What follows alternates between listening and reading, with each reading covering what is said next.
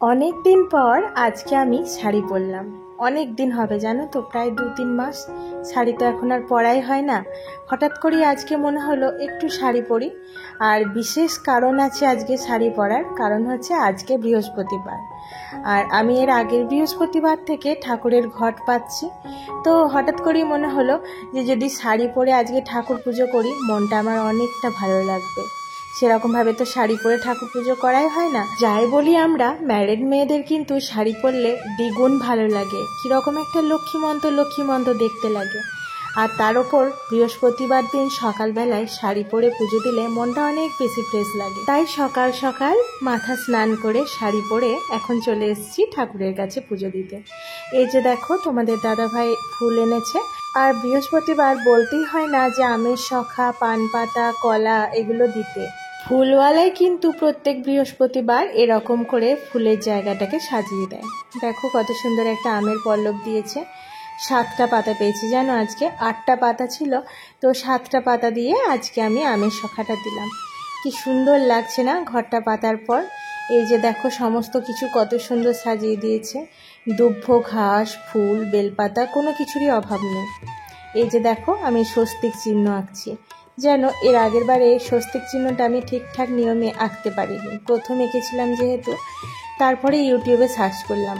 YouTube থাকার কারণে কিন্তু আমরা সঠিক নিয়ম, সঠিক পদ্ধতিটা খুব তাড়াতাড়ি শিখে যাই। যখন কোনো জিনিস ভুল জানার পর সেই জিনিসটা যখন সঠিক নিয়মটা জেনে সেই জিনিসটা করতে পারি, খুব আনন্দ হয়। আজকে সঠিক নিয়মে স্বস্তিক চিহ্নটা আঁকলাম। আর এই যে দেখো তোমাদের সাথে আজকে শেয়ার করছি আমার তুলসী মন্দির কত সুন্দর হয়েছে। দেখো 3 মাস আগে যখন বাড়ি থেকে এসেছিলাম তখন এই গাছটাকে লাগিয়েছিলাম। এখন সেই তুলসী গাছটা কত সুন্দর হয়েছে। মনের মধ্যে অনেক শান্তি লাগে যখনই তুলসী গাছটা দেখি। নিজের হাতের লাগানো জিনিস, সেই জিনিস যদি এত সুন্দর হয় তাহলে তো ভালো লাগবেই। আর এই যে আমার লক্ষ্মীর ভারে আমার মা লক্ষ্মী টাকা ভরে।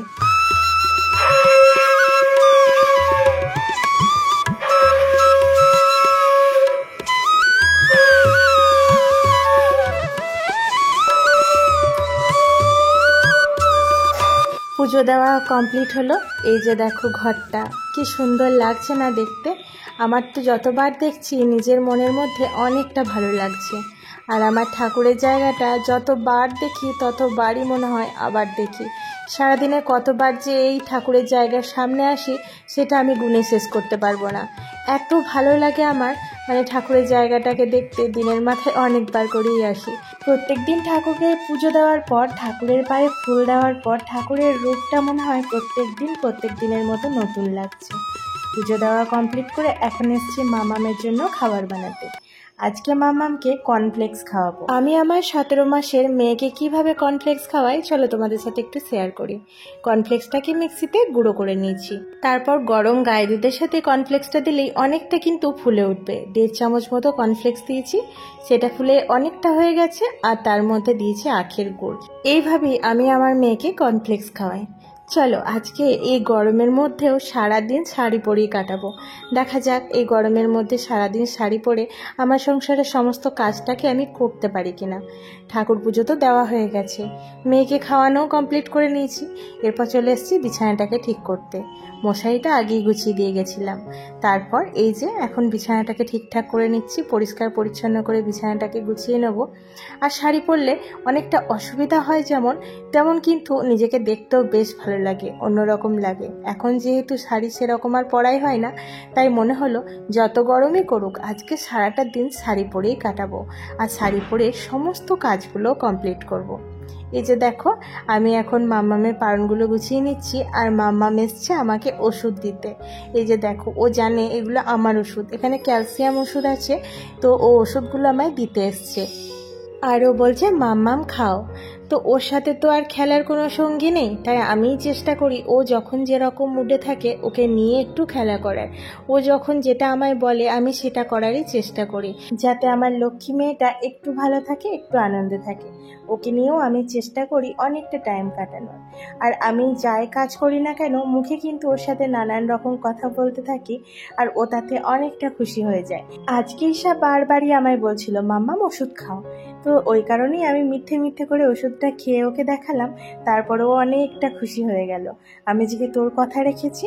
আর জানো তো, আমার মনে হয় বাচ্চারা যে জিনিসটা চাইছে ওদের মনের মতো করে একটু কাজ করতে পারলে ওরা এটা বোঝে যে মা আমায় অনেকটা বেশি গুরুত্ব দিচ্ছে। তাতে করে ওদের রাগ জেদটা অত বেশি বাড়বে না, আর ওরা অনেক বেশি খুশি থাকবে।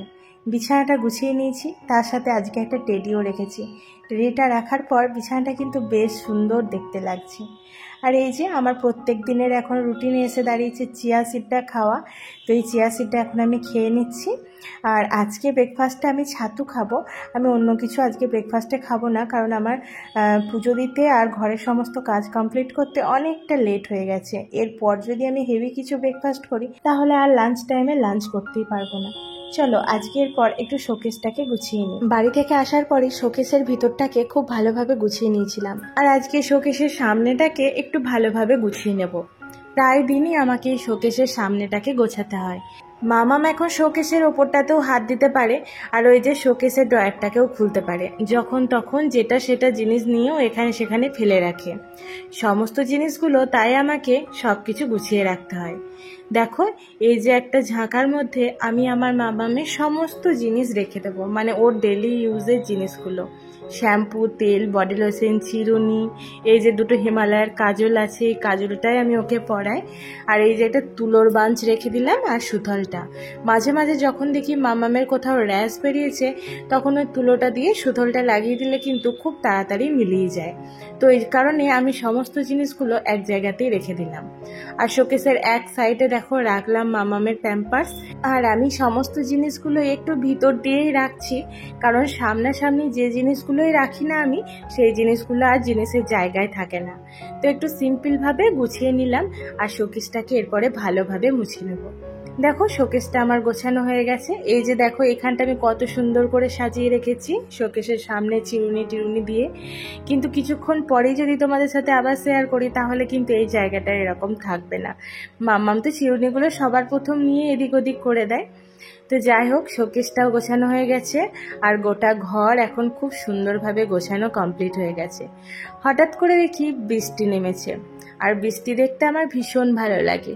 অনেক গরমের পর যখন প্রথম প্রথম বর্ষার বৃষ্টিটা আসে তখন যেন আগেতে প্রত্যেক দিন ভিজতাম। যদি স্কুল কলেজে থাকতাম তাহলে তো কোনো কথাই ছিল না, কাউকে কোনো কিছু বলারও দরকার ছিল না, ভিজতাম ভালোভাবেই। আর যদি বাড়িতে থাকতাম তাহলে মাকে বলতাম স্নান করতে যাচ্ছি, আর সেই স্নান করার নামে গিয়ে বৃষ্টির জলে খুব মজা করে স্নানটা করে নিতাম। আর এখন দেখো তার পুরো উল্টোটা হয়ে গেছে। বৃষ্টির ঠান্ডা হাওয়াটা ঘরের মধ্যে যাতে না আসে তাই আমি তাড়াতাড়ি জানালাটা লাগিয়ে দিলাম। সত্যি মা হলে নিজেদের পছন্দ অপছন্দ সবই কিন্তু পাল্টে যায়। এখন মনে হচ্ছে না থাক, বৃষ্টি বাইরেই হোক, ঘরের মধ্যে যেন কোনো রকম বৃষ্টির হাওয়াটাও না আসে। আর এই যে আমার সোনাটা দেখো কি দুষ্টুমি করছে, এখানে পাউডারটাকে নিয়ে গোটা গায়ে মেখেছে। আর এখন আমি রান্নাটাকে একটু দেখতে এসেছি। আজকে না ভাতের মধ্যেই সমস্ত কিছু সিদ্ধ বসিয়ে দিয়েছি। একটু আলু সিদ্ধ দিয়েছি, আর ঢেঁড়স সিদ্ধ দিয়েছি, আর একটু মুসুরি কলাই সিদ্ধ বসিয়েছি, আর একটু মাছ ভেজে নেব। এই হচ্ছে আজকে আমাদের লাঞ্চ। যেদিন একটু অন্য কাজে ব্যস্ত থাকি সেদিন আর লাঞ্চের দিকে অতটা বেশি কাজ করতে পারি না। সেদিন এরকম সব কিছু সিদ্ধ বসিয়ে দিই, মুসুরির ডালটাকে ফোড়ন দিয়ে ভালোভাবে করে নেব, আর একটু মাছ ভেজে নেব। তো এই হচ্ছে আমাদের লাঞ্চের মেনু। তারপরে এই যে তোমাদের এই জায়গাটাকে একটু দেখায়, দেখো আমার মাম্মামটা কিরকম করে রাখে গোটা ঘরটাকে। এখন তোকে আর কোনো মতেই খাটের মধ্যে আমি রাখি না, তাই মাদুর পেতে ওকে নিচেতে এইভাবে সমস্ত খেলা নিয়ে দিই। আর ওকে আমি যেটা দিই তার বাইরেও ওর পছন্দ মতো জিনিসও নিয়ে আসি। আর দিনের মাথায় 5 বার আমাকে কিন্তু এইভাবে খেলনাগুলোকে গুছিয়ে রাখতে হয়। যেই গুছিয়ে রাখবো অমনি কিন্তু মেয়ের আবার এই জিনিসগুলো নিয়েই প্রয়োজন পড়ে যাবে। এই যে এখন একটু সাইডে রেখে দিয়ে এলাম, আর এই বইগুলোকে এখন ভালোভাবে আমি গুছিয়ে নিচ্ছি, কারণ এরপর ওকে তেল মাখাবো, তেল মাখিয়ে স্নান করাবো। তো এগুলো আর অতটা দরকার পড়বে না, ওই কারণে দেখো আমি বইগুলোকে গুছিয়ে নিচ্ছি। কিন্তু আমার বই গোছানোই হলো, ও আবার দেখো সমস্ত বইগুলোকে এখান থেকে বের করবে।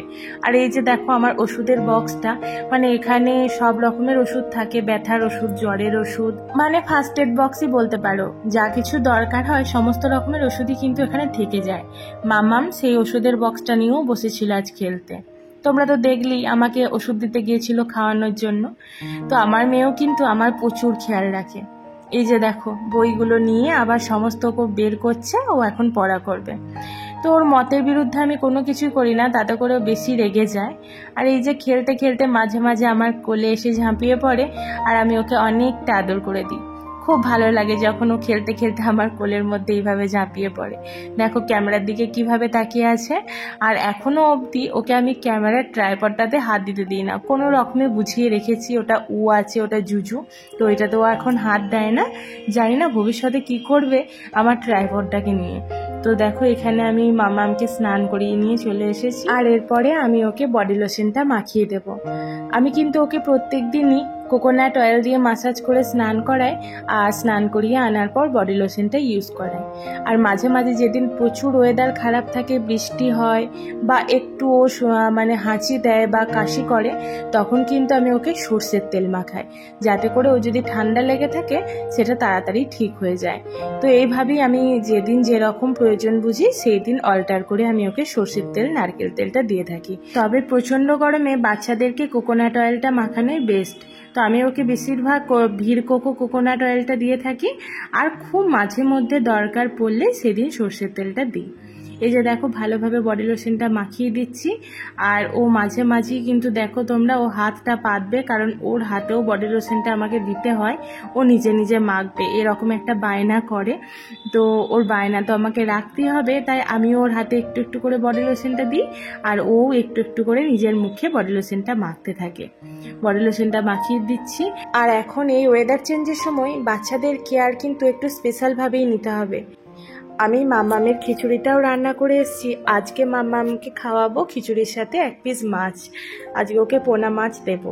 তো খাবারটা রেডি করে এসেছি, এই যে স্নান করিয়ে নিয়েছি, এরপরে একটু টিপ পরিয়ে দিচ্ছি দেখো। তো তারপরে ওকে আমি খাবার খাইয়ে ঘুম পাড়াবো। মামাম এখানে একটা পেন নিয়ে আজকে খেলতে ভীষণই ব্যস্ত রয়েছে, আর ও পেন টেন নিয়ে খেলতে খুব ভালোবাসে, লিখতে ভালোবাসে। তো ওকে ওই কারণে একটা পেন দিয়ে বসিয়ে রেখেছি। তারপরে এই যে সমস্ত জিনিসগুলো নিয়েও একটু নাড়াঘাটা করছে, আর ওর পায়ের মধ্যে একটা টিপ আমি পরিয়ে দিই, তাই ও সবার প্রথমে পাটাকেই দেখায় আমায় টিপ পরানোর জন্য। আর এই যে দেখো এই বর্ষার মধ্যে কিন্তু এই যে মসকিউটো স্প্রেটা, এইটা কিন্তু বাচ্চাদের জন্য খুবই দরকারি, কারণ বাচ্চাদের কিন্তু এই বর্ষার মশাগুলো ভীষণ ক্ষতিকারক। আমাদের বড়দের বা বাচ্চাদের সবারই কিন্তু একটু নিজেদের খেয়াল রাখা প্রয়োজন, আর বাচ্চাদেরকেও তো স্পেশালভাবে খেয়াল রাখা প্রয়োজন। তাই আমি মামা আর্থের মসকিউটো স্প্রেটা ইউজ করি, আর ওকে এইভাবে আমি দুবেলা দিয়ে দিই, যাতে করে ওর কাছে কোনো রকম মশাটা না আসে। আর এই মসকিউটো স্প্রেটা আমার ভীষণই ভালো লাগে। মামামকে কিন্তু এটা আমি 3 মাস পর থেকে ইউজ করাই। বিশেষ করে এই বর্ষাকালে বাচ্চাদের কিন্তু এটা খুবই প্রয়োজন। তো তোমরাও তোমাদের বেবিদের কিন্তু এইটাকে নির্ভয়ে লাগাতে পারো, এর কোনো সাইড এফেক্ট নেই, আর বাচ্চাদের পক্ষে এটা কিন্তু খুবই ভালো। মামামের টিপের ওপর একটু পাউডারের ফোঁটা দিয়ে দিলাম। দেখো আমার মামাম এখন সম্পূর্ণভাবে রেডি, আর একটু পরে ওকে লাঞ্চ করাবো, এখন ওর লাঞ্চ টাইম হয়নি। তো একটু ওর সাথে খেলা করব। এখন আমারও সেরকম আর কোনো কাজের ব্যস্ততা নেই, সকাল থেকে তো নানান কাজে ব্যস্ত থাকি, ওকে সেইভাবে টাইমই দিতে পারি না। তাই যেটুকু টাইম পাই সেইটুকু টাইম আমি ওকেই দেওয়ার চেষ্টা করি। এই যে দেখো টেরিটাকে কোলে নিয়েছি বলে মেয়ের আমার কত রাগ হয়ে গেছে, তাই টেরিটাকেও সরিয়ে দিল। বাচ্চারা কিন্তু এরকমই হয়, মায়ের কোলে একটা পুতুলকেও সহ্য করতে পারে না। তো এই যে মামামকে নিয়ে একটু টাইম কাটাচ্ছি, আর আমার সোনা দেখো এখানে কি সুন্দর শুয়ে আছে, আর আমার সাথে দেখবে তোমরা কুকি খেলবে। ও কিন্তু আমার সাথে নানান রকম খেলা করে। তো চলো বন্ধুরা, আজকে কিন্তু সকাল থেকে ভিডিওটা শুরু করেছিলাম, আর এখন প্রায় দুপুর হয়ে গেল, এখনো অবধি আমি শাড়ি পরেই কিন্তু সারাটা দিন কাটিয়ে দিলাম। আর আজকের আমার ভিডিওটা তোমাদের কীরকম লাগলো অবশ্যই কমেন্ট করো। আমি তোমাদের সাথে আমার মেয়ের নানান রকম অ্যাক্টিভিটি, আমার মেয়ের কিভাবে খেয়াল রাখি, তার সঙ্গে আমার সংসারের সমস্ত কাজ আমি কিভাবে একা হাতে করি, সব কিছু শেয়ার করি। ভালো লাগলে অবশ্যই একটা লাইক করো। বাই।